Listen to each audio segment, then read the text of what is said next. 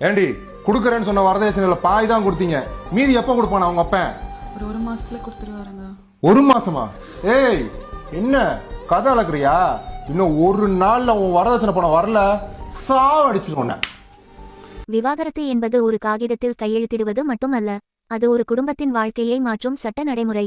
ஒரு மூத்த வழக்கறிஞர் மக்களிடம் விளக்குவது அன்புடையீர். இன்றைய காலத்தில் குடும்ப பிரச்சனைகள் அதிகரித்து வருவது உண்மை.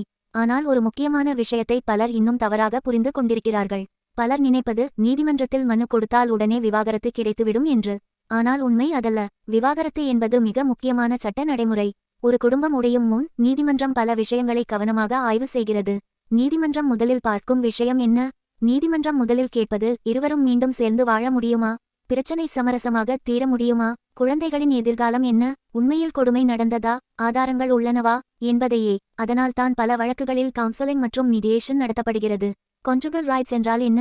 Restitution of conjugal rights. சில நேரங்களில் கணவன் அல்லது மனைவி காரணமின்றி பிரிந்து சென்றால் மற்றவர், என் துணை மீண்டும் என்னுடன் சேர்ந்து வாழ வேண்டும் என்று நீதிமன்றத்தில் மனு கொடுக்கலாம். இதன் நோக்கம் குடும்பத்தை காப்பாற்ற முயற்சிப்பதே.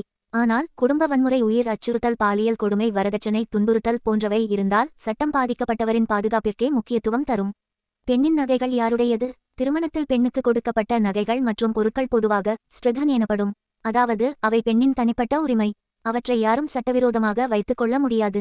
திருமண செலவுகள் பற்றி மக்கள் தெரிந்து கொள்ள வேண்டியது, திருமணத்தில் செலவான பணத்தை பின்னர் முழுவதும் திரும்ப கேட்கலாம் என்று பலர் நினைக்கிறார்கள்.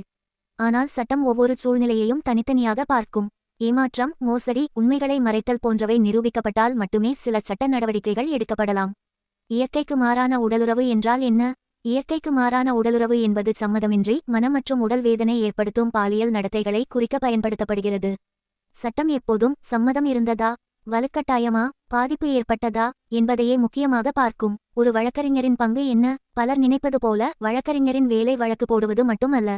ஒரு நல்ல வழக்கறிஞர் முதலில் குடும்பத்தை காப்பாற்ற முடியுமா என்று பார்க்கிறார், சட்ட உரிமைகளை விளக்குகிறார், உணர்ச்சியில் தவறான முடிவு எடுக்காமல் காக்கிறார், பெண்கள் ஆண்கள் இருவரின் உரிமைகளையும் பாதுகாக்கிறார், குழந்தைகளின் எதிர்காலத்தை கவனிக்கச் செய்கிறார், தேவையான ஆதாரங்களை சட்டப்படி சமர்ப்பிக்க உதவுகிறார். அதாவது சண்டையை அதிகரிப்பது அல்ல, சட்டப்படி சரியான தீர்வை மக்களுக்கு கொடுப்பதே ஒரு நல்ல வழக்கறிஞரின் கடமை.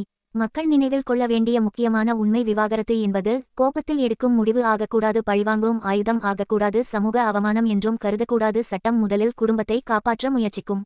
முடியாத சூழ்நிலையில் மட்டுமே பிரிவை அனுமதிக்கும். அதனால் உண்மையை மறைக்க வேண்டாம், பொய்யான குற்றச்சாட்டுகளை தவிர்க்கவும், சமூக ஊடகங்களில் ஒருவரை ஒருவர் அவமதிக்க வேண்டாம், சட்ட ஆலோசனை பெற்று முடிவு எடுக்கவும்.